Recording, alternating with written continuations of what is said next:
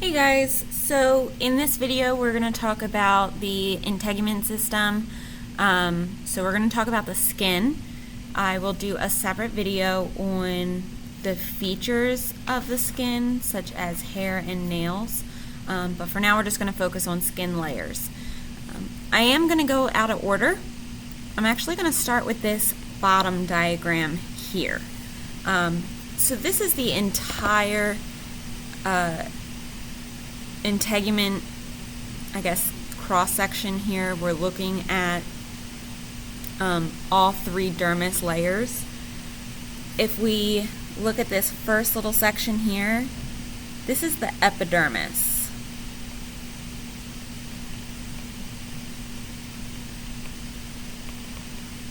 Sorry, my handwriting's a little squished there.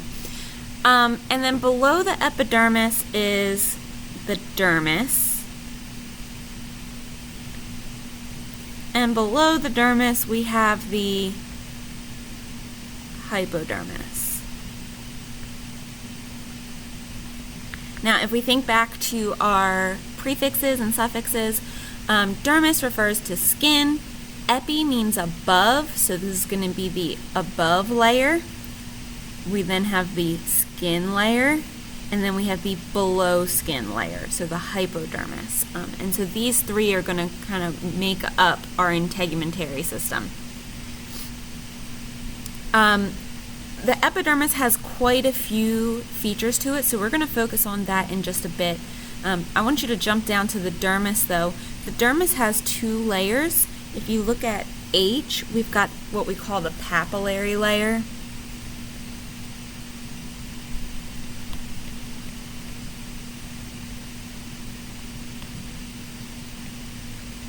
And I, we have the reticular layer.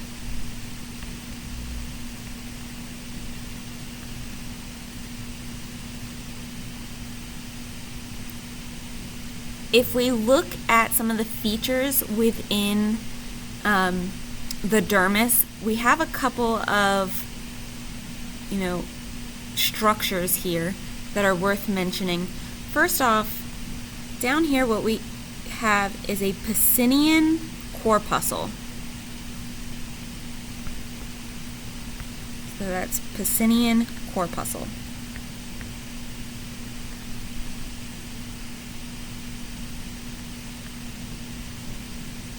Ooh, I spelled that wrong.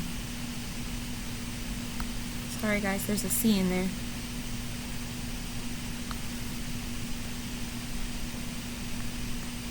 Okay. The Pacinian corpuscle is one of our touch receptors.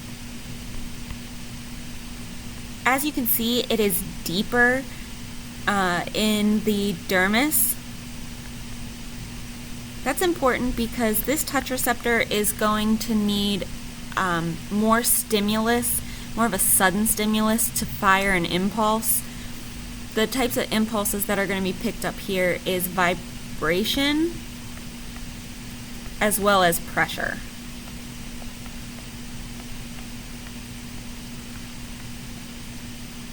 On the other hand, up here at the top, we have another type of corpuscle. This is what we call a Meissner corpuscle.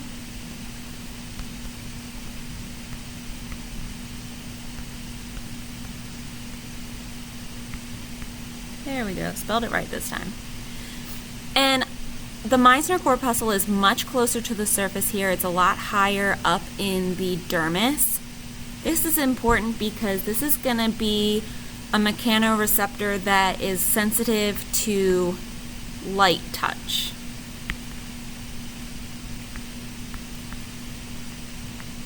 And mechanoreceptor is another word for touch receptor. I'll put that here for you.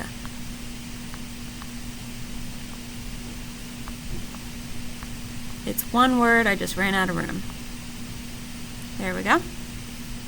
And lastly, here we have a sweat gland.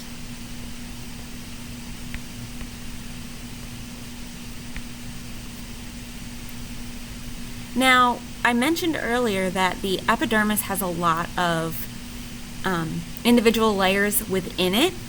So if we look at this little section here, it has been magnified for us in this upper diagram. So this entire diagram here is showing us the epidermis. All right, so let's focus on this now. The epidermis, we're looking at 5 different layers in what is our upper or outer skin layer. And within the epidermis, our first and top layer is going to be the stratum corneum. Stratum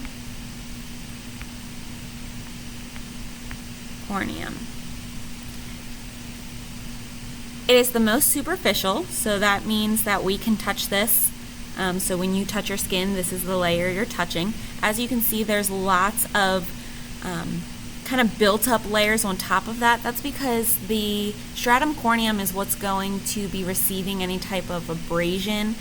So as skin cells start to die off, more cells are below to help replace the skin cells that we lose. Below that we have the stratum lucidum.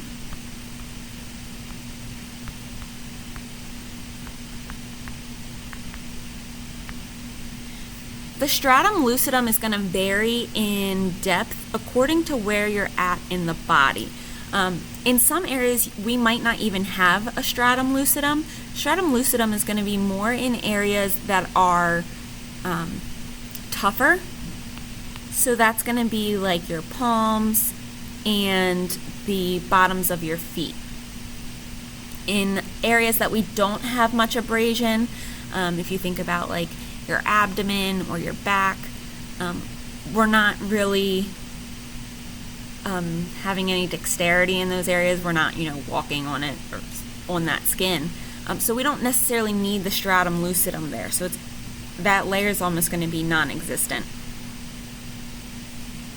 Just below the lucidum, we've got the stratum granulosum.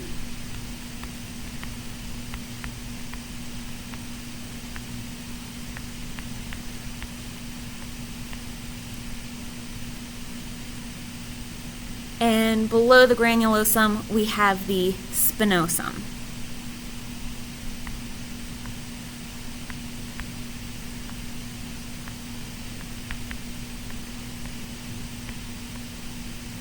Okay. And then the last one is going to be the stratum basal. Kind of think of it as like the basement of the epidermis. So this is our deepest layer. This area is important because it's going to contain a cell that we refer to as a melanocyte. Remember, cyte means cell. Okay. And melano, because these cells are going to secrete a protein we know as melanin. Okay. These cells here in the stratum basal is how we get our skin color. Whenever we're exposed to UV radiation can cause damage in the DNA. And so what our melanocytes do is they produce this dark brown pigment called melanin, which is going to kind of cover over the cells so that they are preventing the UV radiation from reaching the nuclei of your skin cells. In other words, it's protecting your DNA. Now, unless you have albinism, everyone has melanin. It just depends on your concentration of melanin. So for example, I have very pale skin. That means that I have less active melanocytes, and it takes me quite a bit of time in the sun or quite a bit of UV radiation for those melanocytes to really kick into gear and produce more melanin. Whereas individuals who are just naturally darker have much more efficient melanocytes, which will continuously produce melanin even without as much UV radiation. So that there is just simply an evolutionary trait that has come forth over, however many generations. So this here is our epidermis, just to kind of review. And if we look at the entire tegument, we're going from epidermis, epi meaning above, dermis meaning skin, and hypo meaning below. Hope this helps.